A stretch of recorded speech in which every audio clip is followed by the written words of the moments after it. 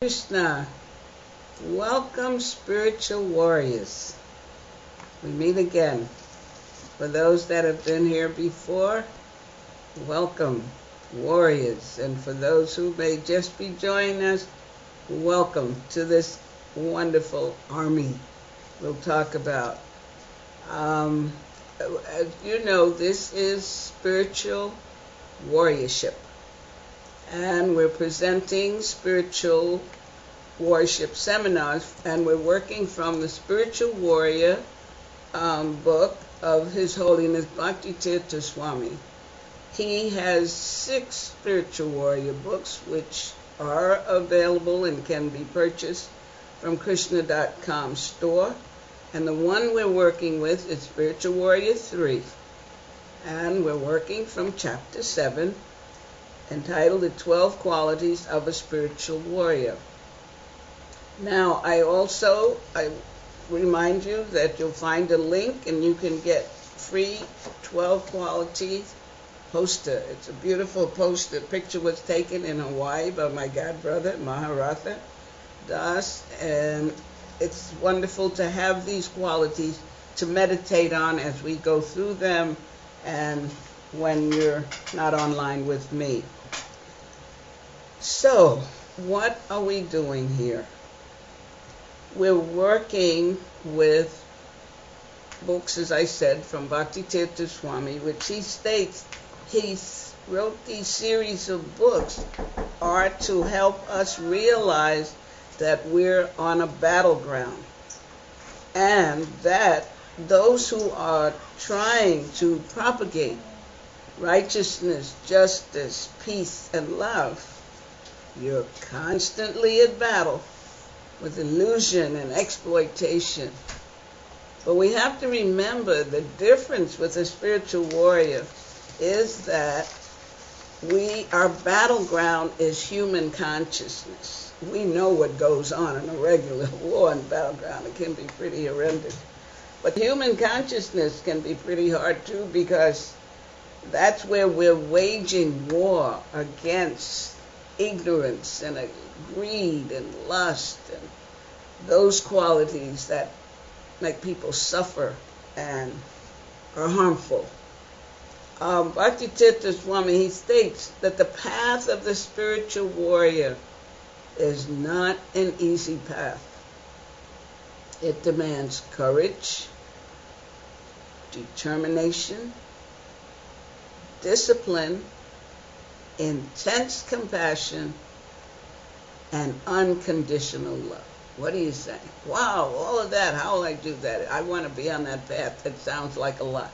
But it's not, because as we move through these 12 qualities of spiritual warriorship, you'll begin to see them manifest. And as we read from Bhagavad Gita last week, we read qualities presented by Krishna himself in the Bhagavad Gita, and he said those qualities are all from him. So we have these qualities within him, and what we're here to do is to awaken them and be ready to wage war on the confusion that's out there.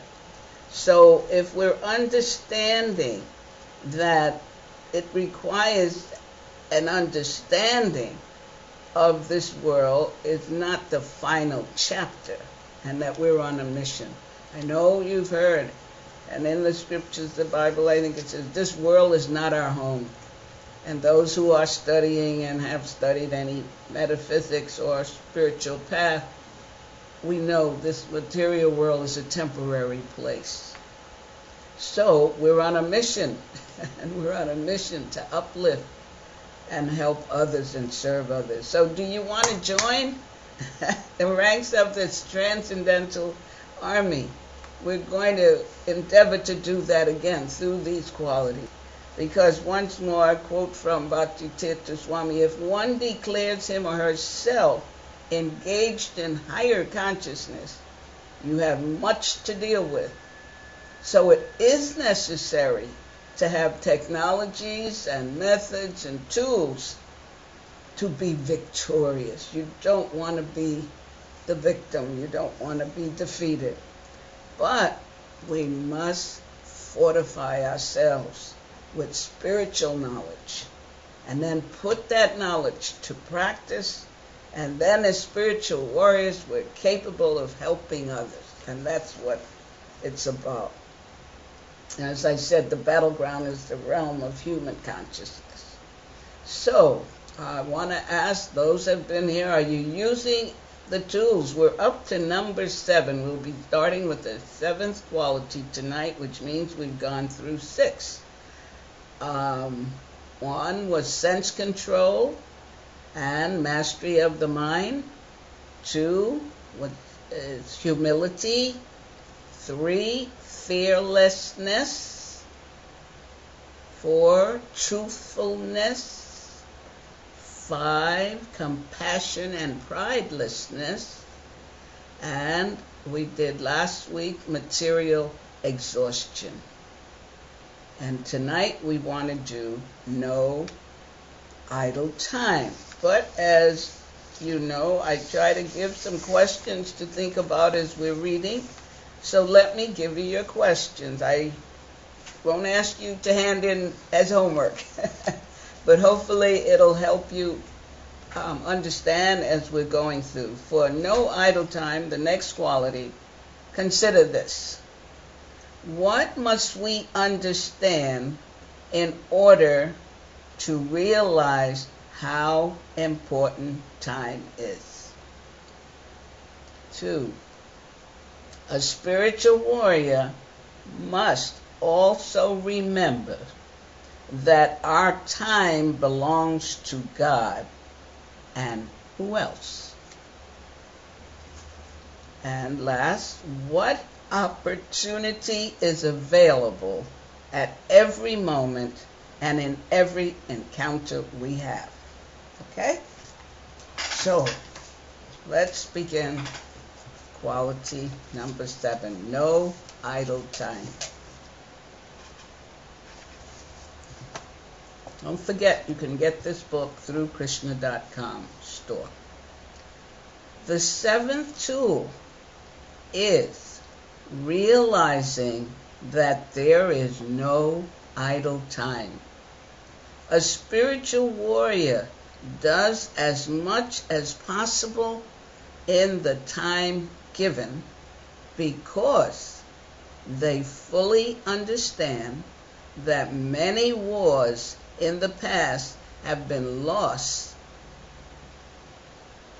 due to procrastination and a lack of sensitivity to the fact that every moment of life,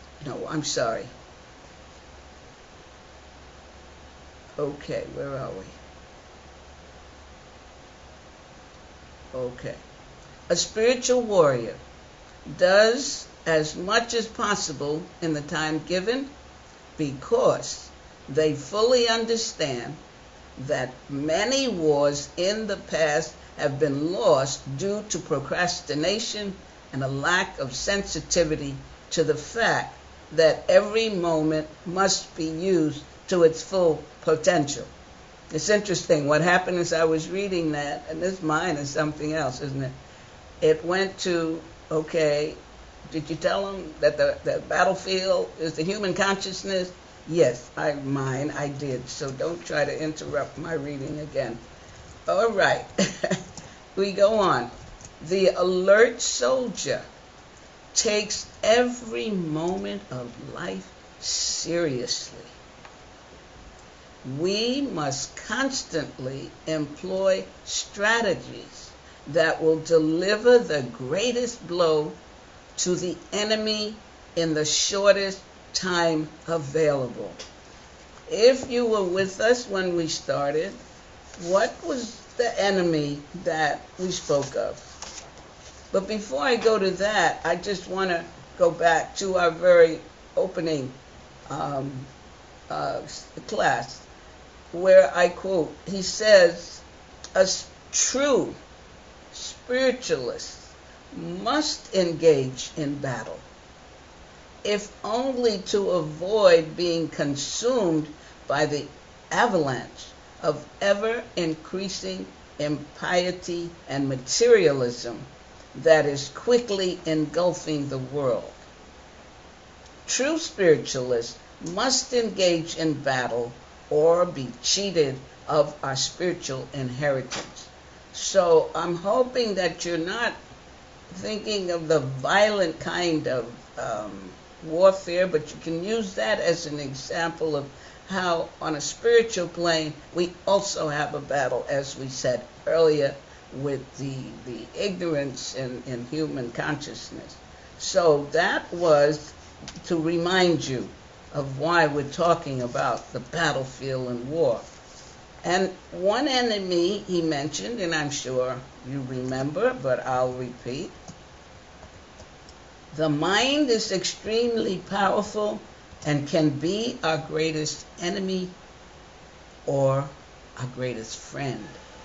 So one of the enemies we do, that's why the first quality, if you remember, is sense control and mastery of the mind. Because once we master that mind and have it regulated, it can no longer be an enemy, as he states here. And the strategies that will deliver the greatest blow are being given to us in these qualities as we move through.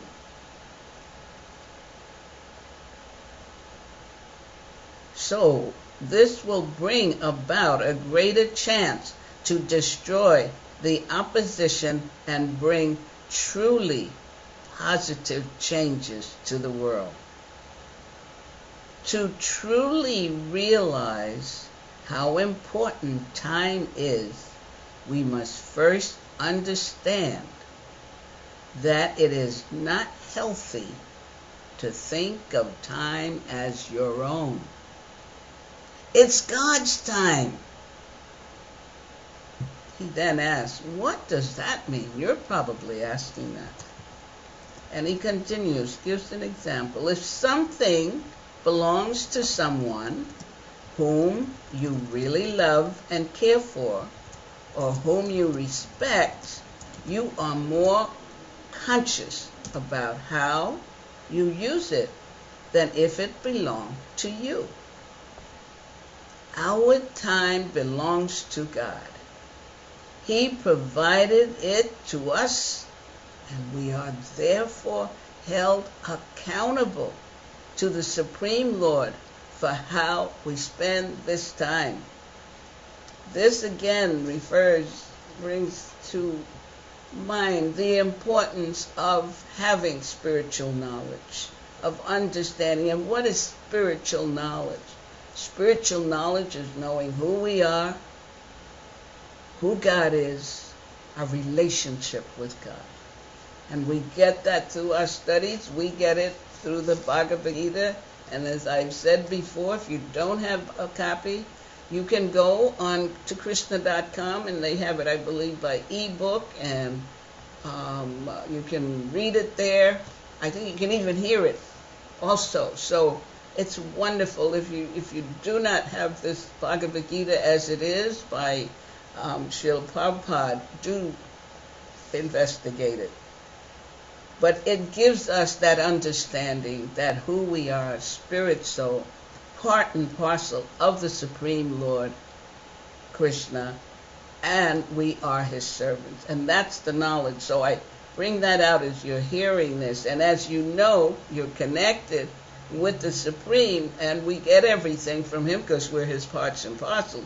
So if we have time, it's God's time. Bhakti Tirtha Swami put an exclamation point there. And of course, if you are knowing who you are, you're connected to, and who God is, and you work at serving God, you develop that love. Because when he says here, if something belongs to someone whom you really love and care for, or whom you respect, you're more conscious about how you use it than if it belonged to you. So again, there's the understanding, the spiritual knowledge we're gaining to know who we're connected to serve whom we're connected to, and develop a loving relationship. And then we can take care of that which is given to us.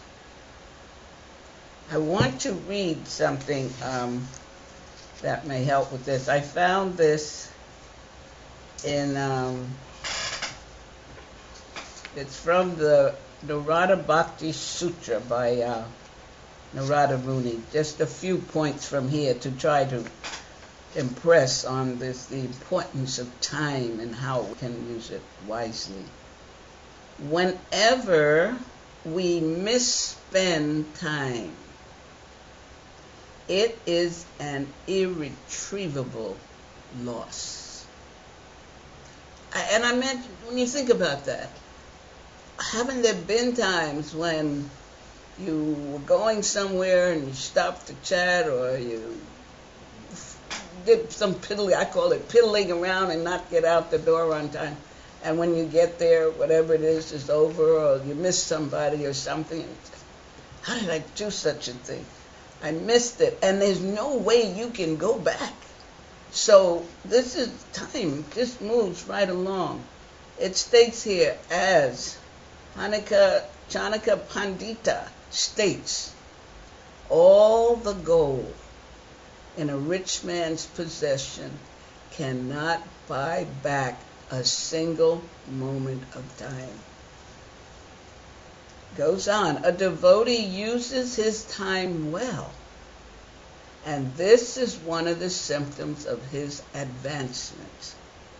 Srila Prabhupada writes, he is always anxious to utilize his time in devotional service to the Lord.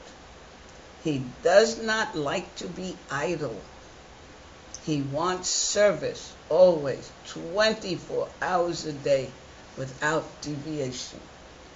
Now you may wonder, I've got a family to take care of, I got to go to school, I got this. How can I always have service, always 24 hours a day? What are you, crazy or something? No, I'm not quite crazy. We're going to continue and we'll see how that works out. Narada Muni continues, we cannot wait until after we complete our many duties before starting to remember Krishna, God. If we give bhakti, which is devotional, loving devotional service, such a low priority, our practice will never be more than a formality, a hurried prayer stolen from our time for real business, or a perfunctory visit to the temple once a week. Rather, as Narada has observed, one achieves bhakti by hearing and chanting about the Supreme Lord's special life in special qualities. One achieves bhakti, that loving service, by hearing and chanting about the Supreme Lord's special qualities, even while engaged in ordinary activities of life in this world. So that's what I'm saying. We can follow these instructions. Like now they've got what are these iPods and things, little bitty things, and you plug it in and you stick it in your ear and you can go everywhere. You can hear about the Lord. You can hear classes and lectures that will remind you about the Lord. And as you get to remember Him more, you'll realize that time is His and that how you're using it. He states, let us remember Lord Krishna's advice in Bhagavad Gita 8:7, remember me and fight. This is our Bhagavad Gita speaking to Arjuna on the battlefield. And I want to just share that, 8:7. He says, Krishna says, therefore, Arjuna, you should always think of me in the form of Krishna, and at the same time carry out your prescribed duty of fighting. With your activities dedicated to me, and your mind and intelligence fixed on me, you will attain me without doubt. So this is important. Prabhupada says the instruction to Arjuna is very important for all men engaged in material activities. The Lord does not say that one should give up his prescribed duties or engagements. One can continue them and at the same time think of Krishna by chanting Hare Krishna. So it isn't that the Lord is saying to think about me, you sit and, piddle, play with your thumbs or, do a jigsaw puzzle. You still go on with what you need to do for maintenance of your home, your family, but you remembering that everything comes from Krishna, God, and you're constantly doing that. He finishes with this. The voice of delusion says, when I'm older, I'll be less occupied with the struggle for existence. Then I'll take to Krishna consciousness. But we may die before old age ever comes, or we may be too feeble at that time and suffering needlessly. And of course, reading this brings to me a sense of gratitude and thankfulness that Krishna the Lord picked me up and brought me to this knowledge and understanding at an older age, but not at an age that I was so feeble that I couldn't respond. And I guess that's why I say to younger people, don't wait till you get my age to get a grasp of this and to endeavor to get this knowledge and know who you are, who God is, what your relationship is with the God, and how to serve Him and serve others. And that can make your older life very, very happy. And it's not that concerns don't come in. I had an experience today. A young man, a little boy, I don't know, maybe 8, 10, I'm not sure. But he brought something to me that I use for setting up here. So he came in and we greeted each other and he said to me, "How are you?" And I said, "Oh, I'm all right." And my mind was starting, don't tell him about the aches and pains and the rain today and how your body feels. So I said to him, "How do you feel?" He said, "Awesome."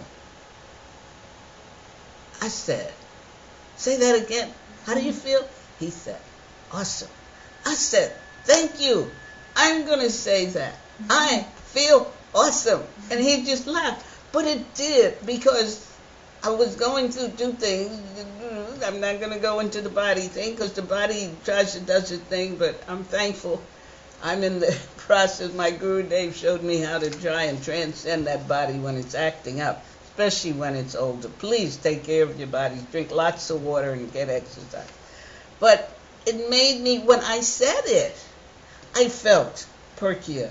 So the mind, we have to be careful. So from now on, when you ask me how I am, I'm going to say, awesome. And I hope you'll do the same. So we're dealing here. So just remember, don't wait. Don't let time pass by. Don't waste time. So let's see what else Bhakti Tirtha Swami has to say about idle time. Part of being accountable to God for how we manage our time includes being accountable to humanity. Spiritual warriors are interested in the upliftment of all people. So we also must remember that our time belongs to the people in our environment as well. Sometimes, in my correspondence and consultations with different leaders, this is Bhakti Tirtha Swami speaking, sometimes in my correspondence and consultation with different leaders and diplomats, I often warn them that a leader who abuses an hour must multiply by all his constituents because it is actually their time. Please listen carefully. He is the representative for all those people.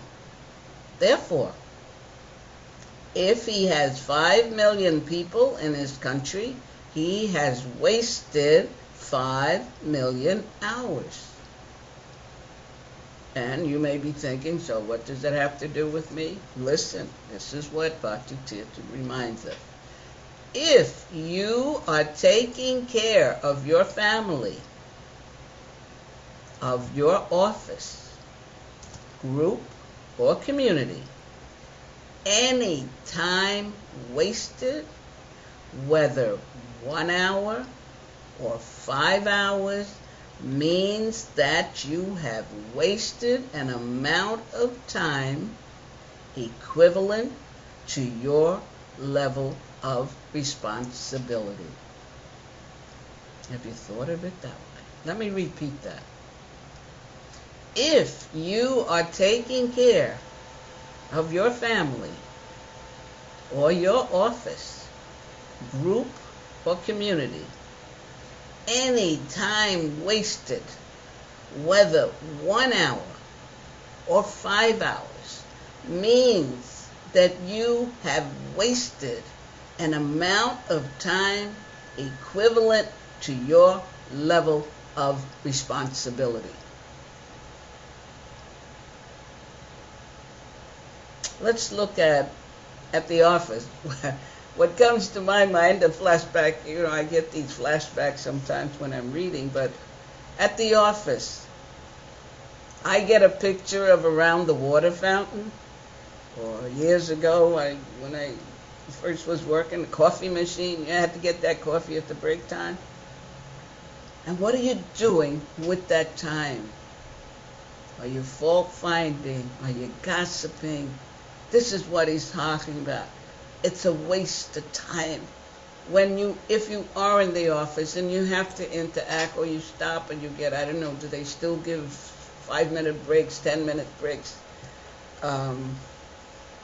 What are you talking about and discussing? And how are you using that time?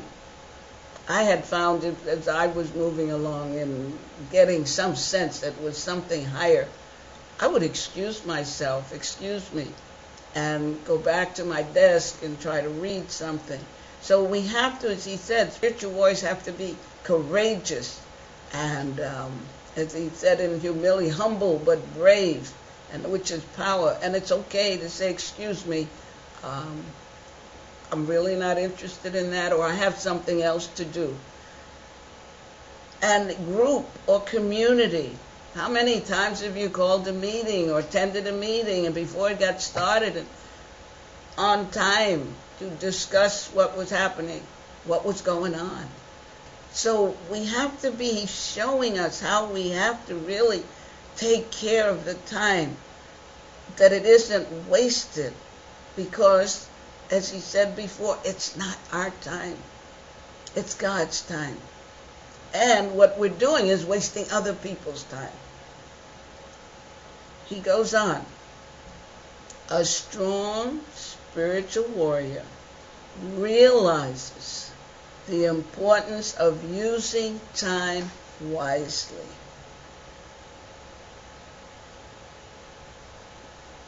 We must remember that every encounter, every moment is an opportunity to be uplifted or to uplift someone else. I like this the way this is really helpful in making our life worthwhile living while we're in this prison, in this material world. He's reminding us. And again, it's remembering every encounter, every moment is an opportunity to be uplifted or to uplift someone else. Every moment is a chance to be an example of divinity. And remember when we started this chapter, what did he tell us there? Our real identity is that we are eternal beings. And it is important to think and act as eternal beings. We must remember that each person plays a part in the universal energy of the planet.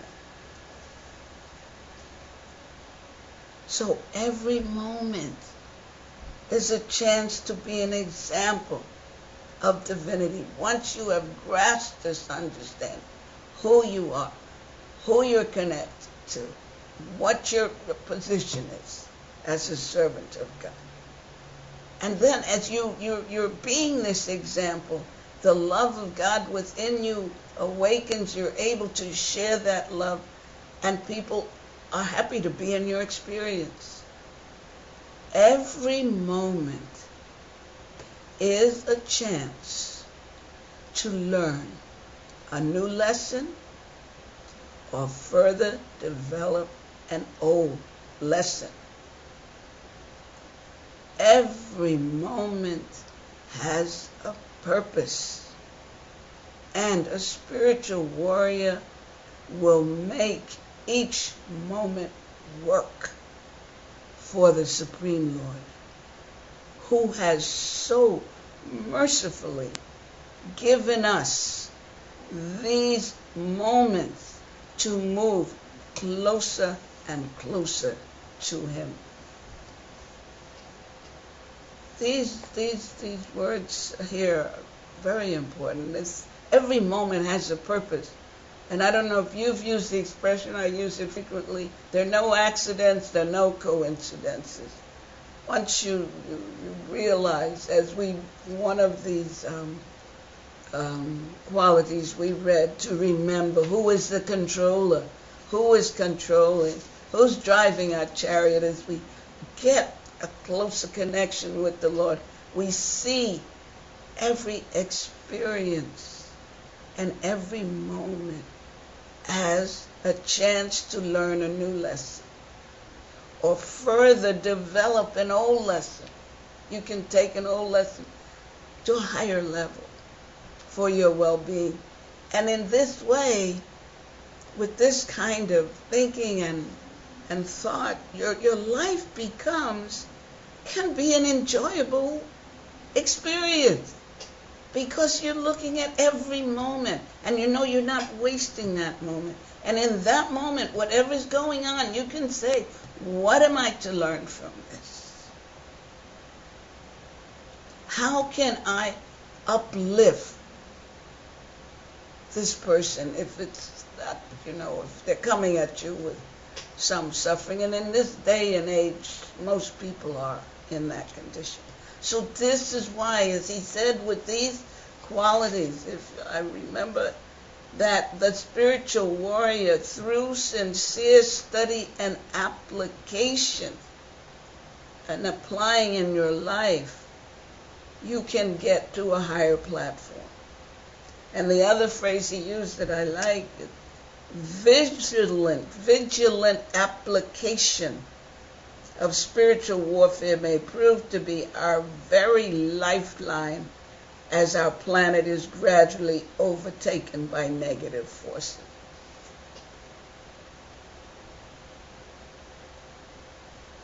Okay, every moment has a purpose.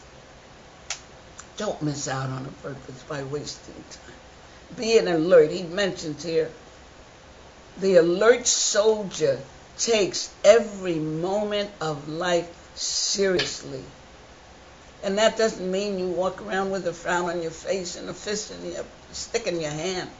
It means you're more observant and mindful of what's going and how, as we're on this path of spiritual warriorship. Before I go to the next quality, I wanted to read something my god sister sent to me from Detroit. And by the way, this god sister, she's been giving me feedback every week and really reading and sending some of her ideas and concepts. She's in the hospital, by the way. She had a knee replacement on Tuesday, I think. But she's doing well. She won't be watching the program tonight, though.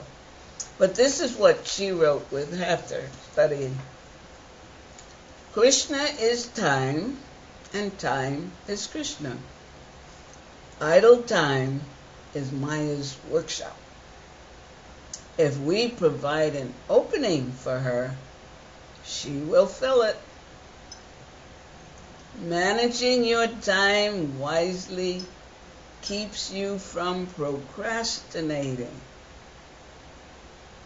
If you procrastinate, then look at why you procrastinate. There may be some fear there of moving ahead. Our time should be used for our upliftment and the upliftment of others. Otherwise, we're being selfish. Have you ever thought that? If you're not using your time as described here, then you're being selfish and just looking after your own sense, pleasure, or enjoyment. And what our spiritual warrior duty, so to speak, is to uplift him or herself and others. So she has this how to make the most effective use of Krishna's time. She didn't state where she got these or if she wrote these herself, but I found them very helpful and I'm going to share them with you. Always remember that every activity we engage in should be for Krishna's pleasure, not our own. And this is, not so out of the way. I remember raising 3 children. One thing, my mother put God consciousness in me, or maybe the fear of God, that God was always there, but always helpful too. So with my children, I felt I needed God's help with them. So my thing was, if I don't see you, God sees you. Whatever you do, God is there. My oldest daughter, later on, I don't know how old she was, and she said to me, if I bumped my toe, I was wondering what I did wrong. Because you always said God was watching. Of course, you get paid back. If I don't see you, God sees you, and he'll take care of it all. So this is not such a bad idea, not to, be fanatic about it. But if you remember that every activity we engage in should be to please God. Okay, check it out. And not our own. Because what happens? If we're just pleasing ourselves, then we're selfish. And we really sometimes suffer. The second, she says, rise early. Preferably no later than 5 a.m. And go to bed by 10 p.m. Make your sleep work for you. 3, accountability starts with planning. Always plan first thing in the morning and set priorities for the day. 4, keep a small notepad for listing specific items to be done each day. Arrange them in order of priority and do the best you can to get the important ones done as soon as possible. That makes sense, doesn't it? But do we do it? I'm thinking of myself. Tonight, in fact, I used to keep a journal all the time, and I realized I hadn't written in a while. So I pulled it out and I said, while I was waiting, let me make some notes and put down what's going on, what I'm feeling. And when I looked, the last date I had written was, I think, November 10th or 11th. And it was like, what happened to the times? I'm dealing with this time because I wrote in there, it's been a long time since I've written in here what's been going on in my life. And it's interesting, you can't go back and remember everything. So I tried to update and see what was going on. So it's important to be alert of how you're using your time and what's going on. The next is train yourself to go down your to-do list without skipping over difficult items. Put your long-term goals on the to-do list. 6.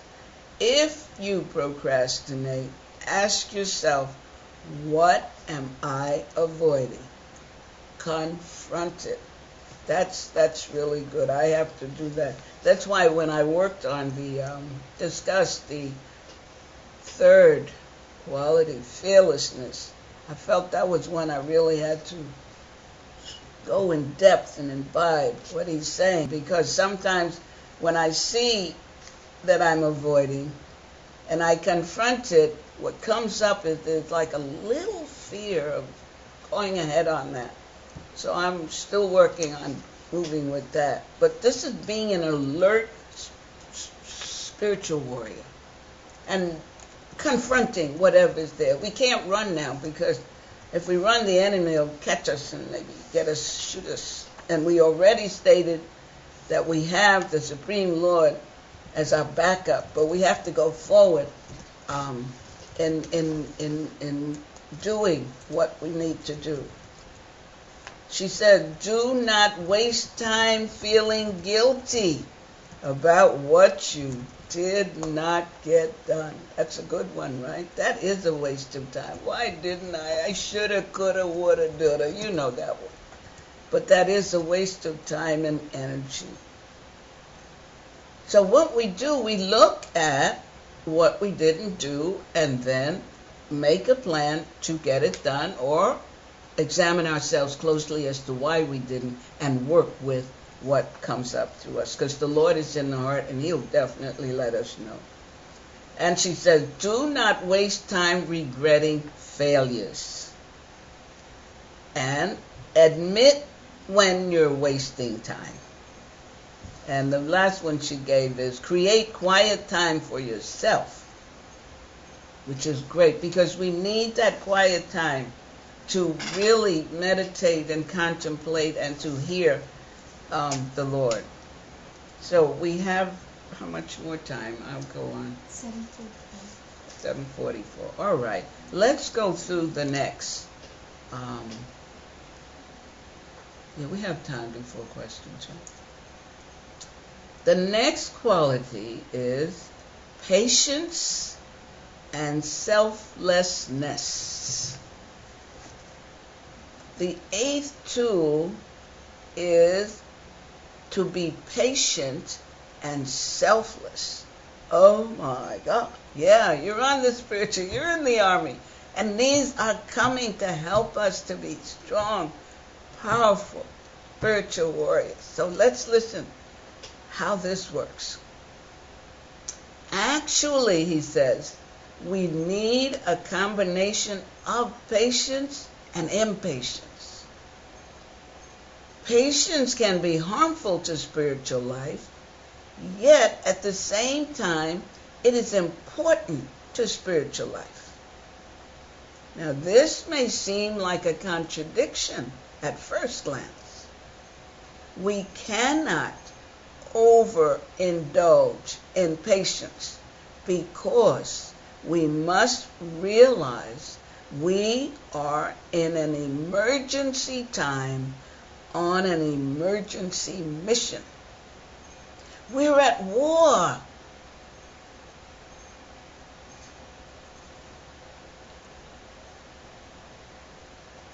We must realize that whatever it will take to be God conscious, we want it. We must have it now. We cannot wait another lifetime.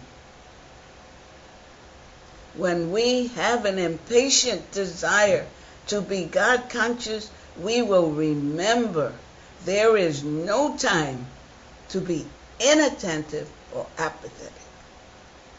And this sentence grabs me. We cannot wait another lifetime. The devotees here, they get to know my tune on this lifetime, that for me, I'm just so thankful to have gotten this knowledge and to have been led to the teacher I had, Bhakti Tirtha Swami. This lifetime,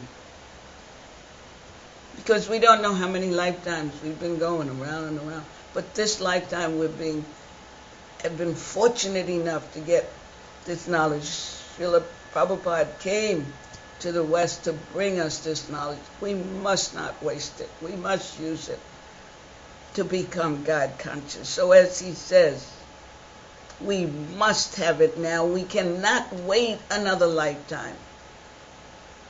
He goes on. At the same time, patience is important, because even though we need that fervor and desire to become God conscious now, we must realize that we are not worthy in our present state. How does that feel? We've been so many lifetimes. We've come with so much gook and stuff. But as we're working through, we're peeling it off. So we want it. And yet he says, we must realize we're not worthy in our present state.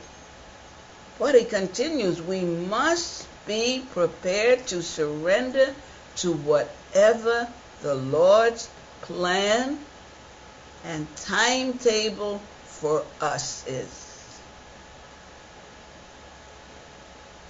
We must reach the level where we can sincerely say, God's will be done.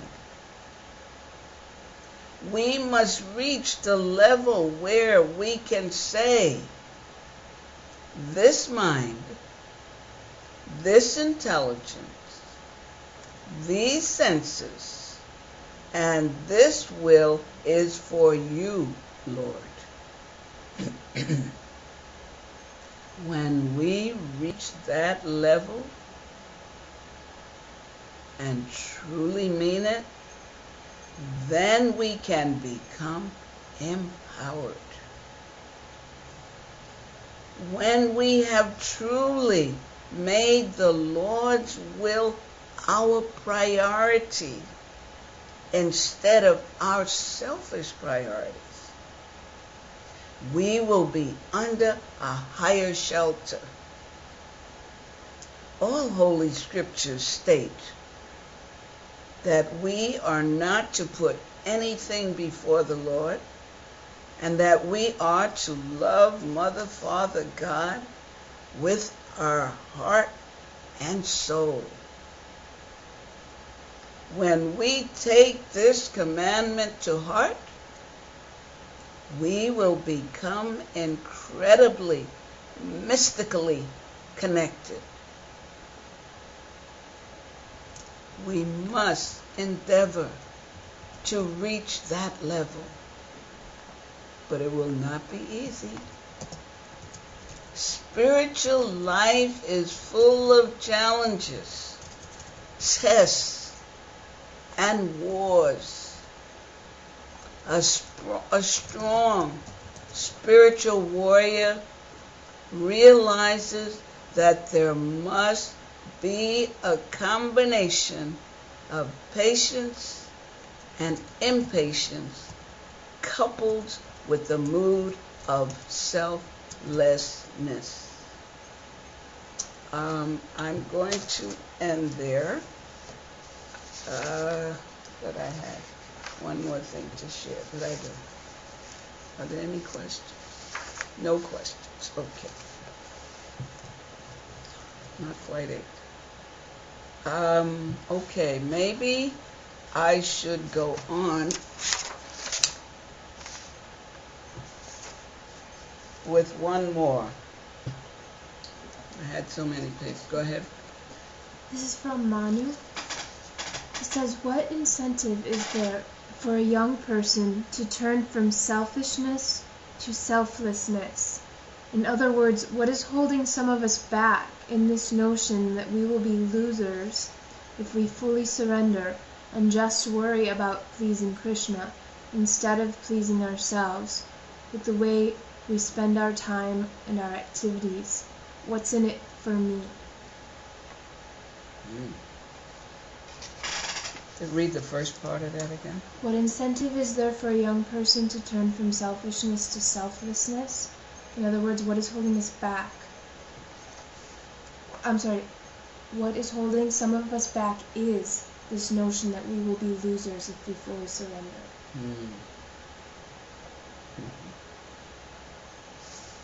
Okay, first thing comes to mind is we have to examine our life as it is, especially if you're getting this knowledge or trying to give it to someone, to look at our lives as it is. How are we feeling?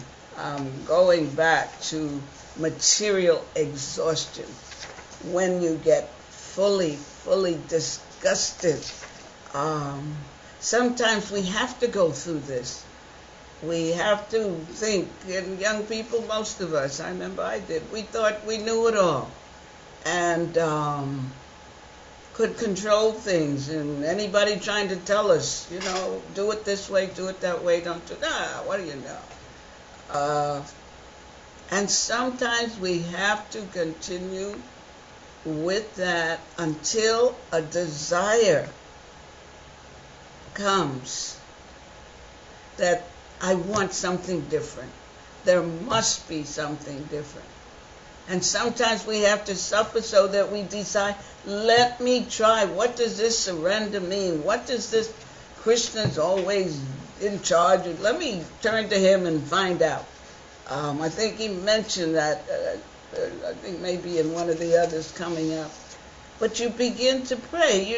When something isn't going right and gets real bad, what's the first thing somebody say? Oh God, oh Krishna. And just that begins a change. There has to be a gradual change in consciousness. There has to be someone to talk it out with. But a change cannot come until we ourselves become, as a phrase I've used, get sick and tired of being sick and tired of being sick and tired.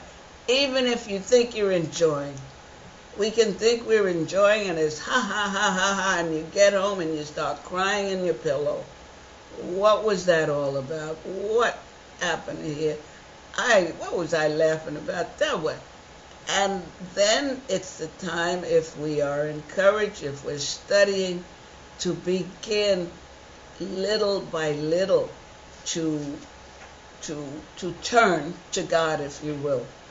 We keep hearing, remembering, hearing, and chanting. We need to hear from someone. And then be mindful and alert of the changes that are occurring. Because once one is sick and tired of being sick and tired and decides, well, maybe I'll try this today because it's really bad today. If you're mindful and alert, you'll see either someone will be kinder to you or someone will bring a book, or you just get a sense. But again, as he says here, spiritual life is not easy. One has to be determined. What's the other part of that?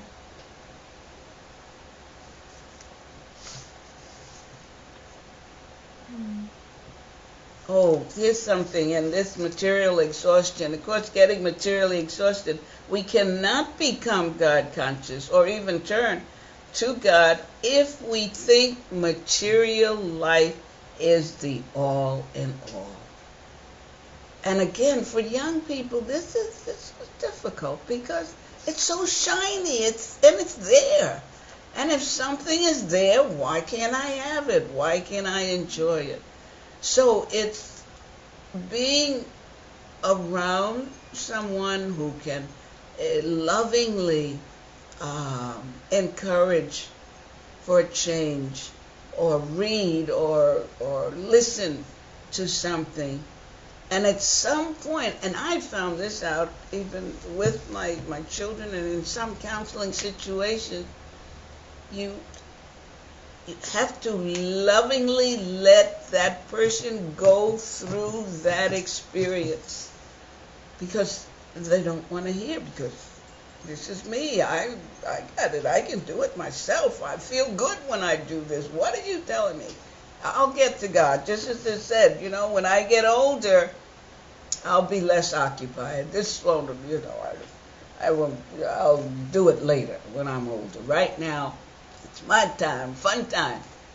But as I say, how many times does that person maybe go home and cry in the pillow, bang the wall or something?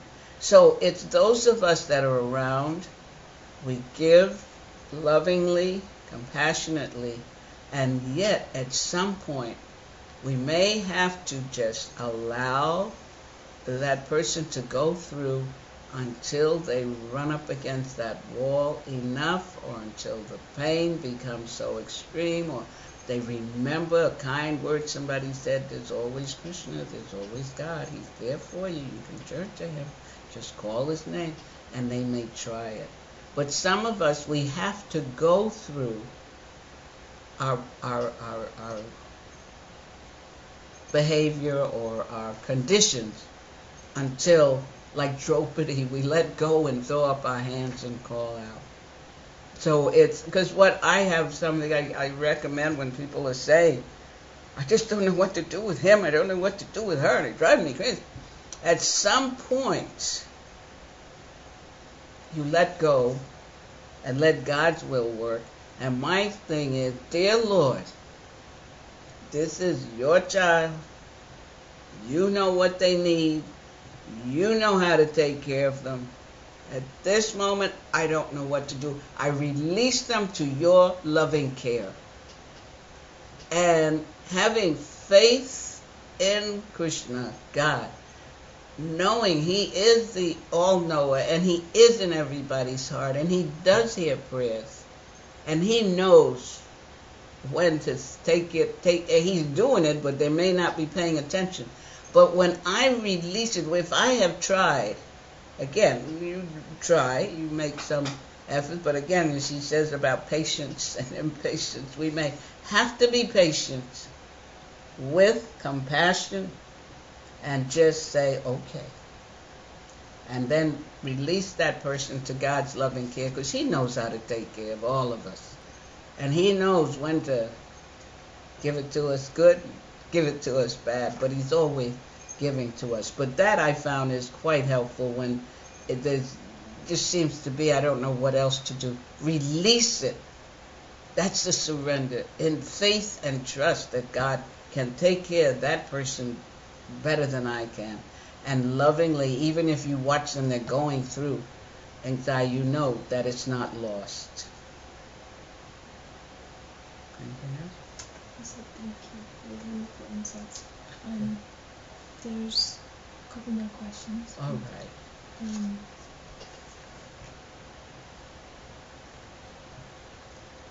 Bhakti and Carol is asking, can you explain how we are to put this into action, this taking advantage of every moment and every encounter in negative relationships? Sometimes we have reason to be in these relationships, even when they're abusive, sometimes hurtful. How do we use these moments for Krishna?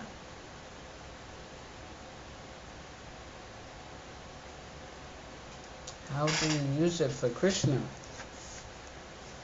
If you're being abused and it's really hurtful, it's difficult to turn to Krishna. It's to use the intelligence that Krishna has given us.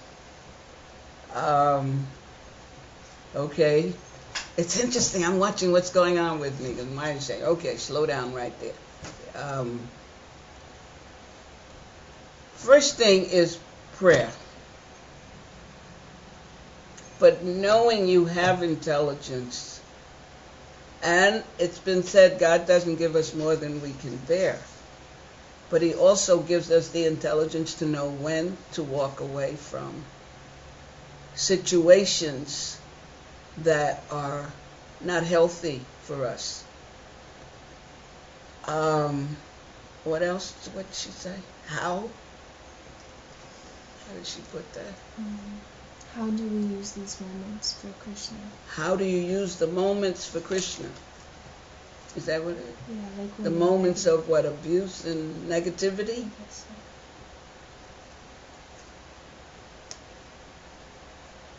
Well, first you see what the situation is.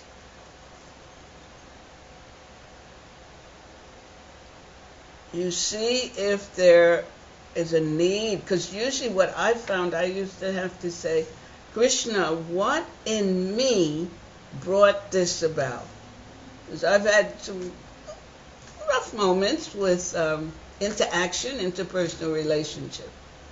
But as I began studying this philosophy, and even some I had studied before, the first thing that came up was karma.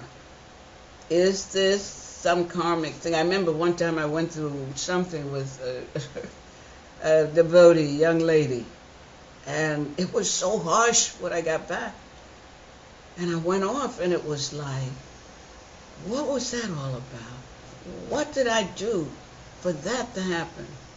And then I said, what was I don't know what I was in our past life. Maybe I did something to her, and I'm getting it back. So I had to meditate on that. Now, I don't say I sat there and waited for her to come back and do it again. What I did was ask, show me what in me brought that about. So it's really connecting, becoming connected with the Lord as His servant, and knowing that He's there for you, and asking Him for help, but using your intelligence, because he tells us, He guides us, and being courageous to know that if it's not healthy, you may have to let there be spaces for a while. Sometimes we have to move out of a situation to really see it clearly and to examine ourselves. We can't point fingers, it's your fault, it wasn't for you. We have to look at ourselves. We have to make time for quiet introspection, for crying out, dear Lord, show me, guide me, direct me. But as I say, condoning abuse is something I don't think even God wants us to do. If He brought us to it to wake us up, to use our intelligence and to become stronger and closer to Him. I don't know if that's helpful.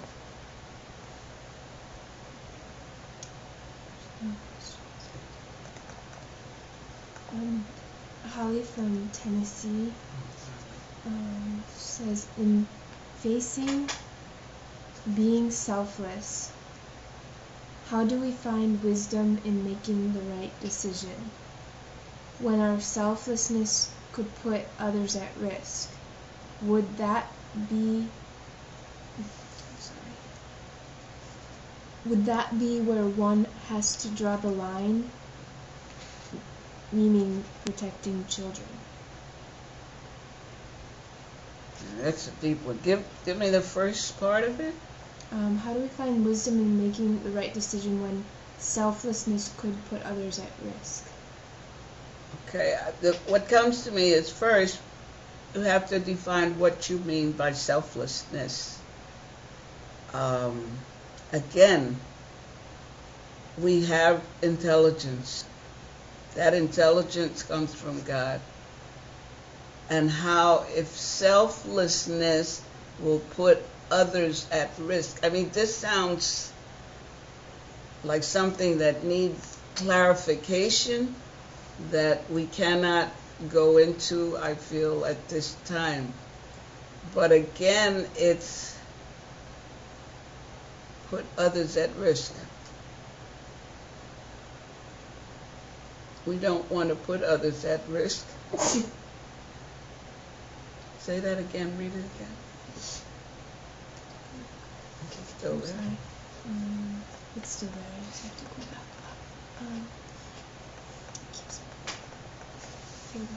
up. Is that where one has to draw the line when others are at risk, specifically children? One has to draw the line, particularly if they're children. We are the protectors of our children. What is it, Kyle? They come through us, but not from us. But we are their caretakers. And we want to protect them and not put them at risk. So again, I feel we need to really look at what we mean by selflessness and how we feel connected with the Lord, how He seems to be guiding us. And as we say here, every moment has a lesson. Every moment is a chance to learn a new lesson or further develop an old lesson. And that doesn't happen overnight. It takes time. It takes time of prayer and meditation. It sometimes takes time in action and in consideration of others, including children. As I say, somehow I'm feeling that there's more to this that I don't know where to go with it this time.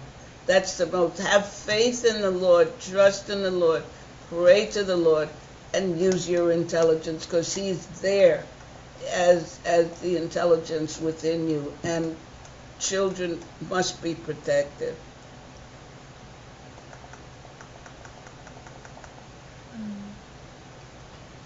Sarabi says, Mother Indrani, can you recall a personal instance from His Holiness Bhakti Tirtha Maharaj which instructs us about time management in spiritual life?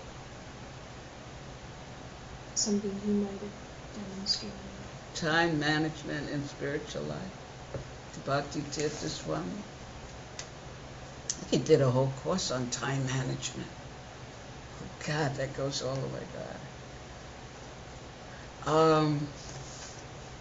The one thing that comes to mind right away is how he stressed on setting short-term goals and going about those goals, fulfilling those goals. And the one thing he stressed that I can recall is always that Krishna is always there. He's always there in what we're doing.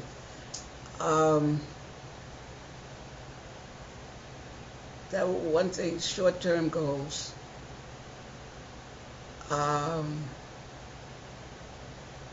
And he stressed just what he said in this, that it's God's time, it's how you use it, and not wasting time. He stressed that quite a bit. Time